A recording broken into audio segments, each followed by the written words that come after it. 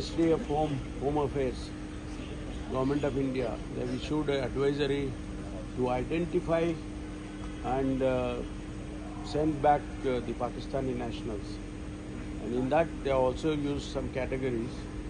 Those who are on permanent Pakistani nationals who have visas, they seems to be exempted. But otherwise everybody has to go. So we have issued instructions to all the superintendent of police in districts, identify those category of Pakistani nationals and immediately ask them to leave. So we have issued the advisory accordingly to our SPs. They are doing the job already. And I don't know the exact numbers. We have taken action according to the direction of the government of India. What if the Pakistani students are studying in Karnataka? No, they also have to go. They have to go. After incident, any high alert in the state? No, alert is already there. Right from the incident, nationally there is a kind of an alert, and we are also following that. We are also looking at various aspects of the good direction of the alert. So one of the ministers from the Karnataka cabinet has demanded that the PM resigns because of the issue that has happened in Pahalgam. So how do you Central intelligence failure, something? No, intelligence failure in the beginning itself everybody has said. I also said that. But this I know no comments.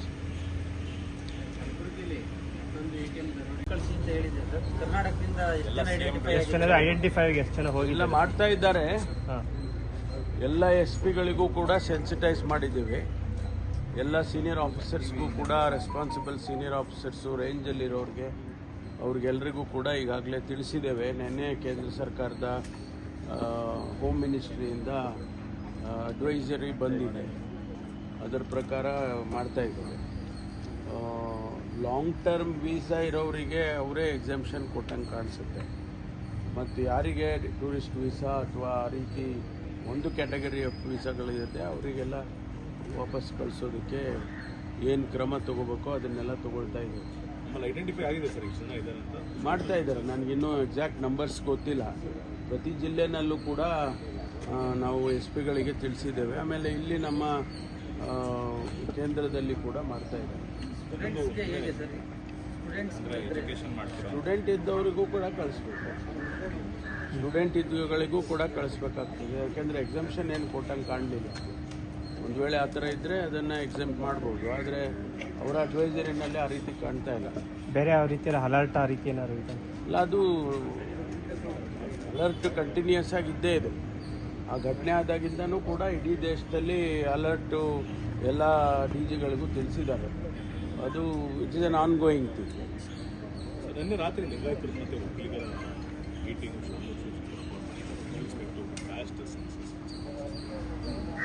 ಗೊತ್ತಿಲ್ಲ, ಇನ್ನು ಏನು ಚರ್ಚೆ ಮಾಡಿದ್ದಾರೋ ಗೊತ್ತಿಲ್ಲ. ಅವರೇನು ಇನ್ನೂ ಏನು ಯಾವುದೇ ಹೇಳಿಕೆಗಳು ಬಂದಿಲ್ಲ. ಸರಿ, ರನ್ಯಾರಾವ್ ಕೇಸಲ್ಲಿ ಸರ್ ಪ್ರೋಟೋಕಾಲ್ ಆಫೀಸರ್ ವಿರುದ್ಧ ಏನಾದರೂ ಕ್ರಮ ಈಗ ಸರ್ಕಾರದಲ್ಲಿ ಇನ್ನೂ ಅದ್ರ ಬಗ್ಗೆ ಏನು ವರದಿ ನನ್ನ ಹತ್ರ ಅಂತೂ ಬಂದಿಲ್ಲ. ಚೀಫ್ ಸೆಕ್ರೆಟರಿ ಅವ್ರಿಗೆ ಅವರು ವರದಿ ಕೊಟ್ಟಿದ್ದಾರೆ ಅಂತ ಕೇಳಿದ್ರು. ಇದರಲ್ಲಿ ಏನು ರೆಕಮೆಂಡೇಶನ್ಸ್ ಏನು ಬಂದಿರುತ್ತೆ ಅದರ ಪ್ರಕಾರ ಮುಂದುವರಿತಾರೆ.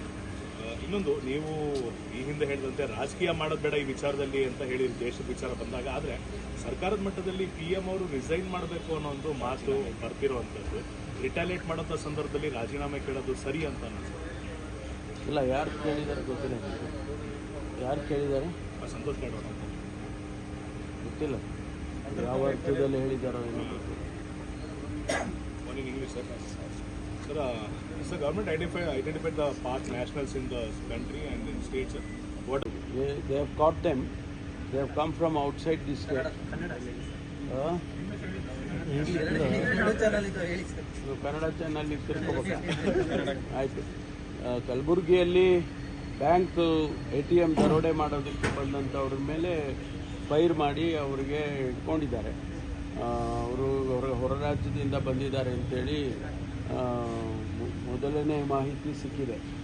ಅದನ್ನು ಈಗ ಇನ್ವೆಸ್ಟಿಗೇಟ್ ಮಾಡಿ ಅವರು ಎಲ್ಲಿಂದ ಬಂದಿದ್ದಾರೆ, ಈಗ ಕರ್ನಾಟಕದಲ್ಲಿದೆ ಮೊದಲು ಸಾರಿ ಮಾಡಿದ್ದಾರಾ ಅಥವಾ ಬೇರೆ ಬೇರೆ ರೀತಿಯಲ್ಲಿ ಕರ್ನಾಟಕದಲ್ಲಿ ಮಾಡಿದ್ದಾರಾ ಹೊರ ರಾಜ್ಯದಲ್ಲಿ ಮಾಡಿದ್ದಾರಾ ಅದನ್ನೆಲ್ಲ ವೆರಿಫೈ ಮಾಡ್ತಾ ಇದ್ದಾರೆ.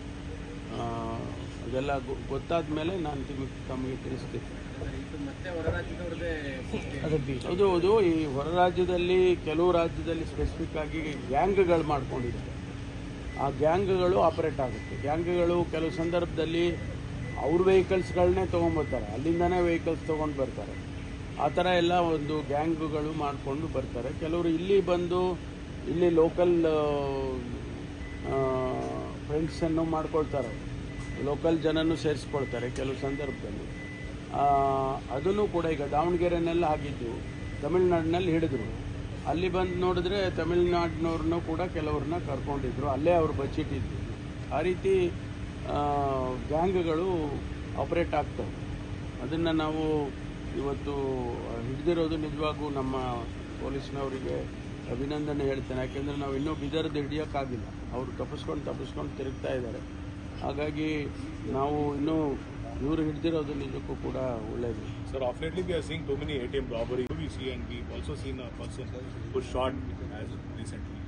No, we don't know what interests them. Obviously money, or even it's easier to do it here in, I don't know what is their modus operandi, but definitely a lot of these groups coming to Karnataka from outside. We'll see. We'll definitely handle them. We have to catch them, punish them. So do we at any that point exercise has to continue in the state. do we at any point feel that the law and order has been taken lightly by the outsiders in Karnataka? I don't think so, because they also know the risk factor. Even now the firing has taken place and two of them have been caught. So that risk factor is always there. They will sometimes they may lose their lives, sometimes they may injuries and so on, or even spend their lifetime in prison. All these things they also know, but yet they keep doing it. We cannot really we have to stop them. We have to stop them somehow. Any strict action against them, because most of the in this type of crime out of Karnataka, No, especially action, Bihar, Rajasthan. Action always be very strict only. There is no lighter actions. Otherwise, why will they fire?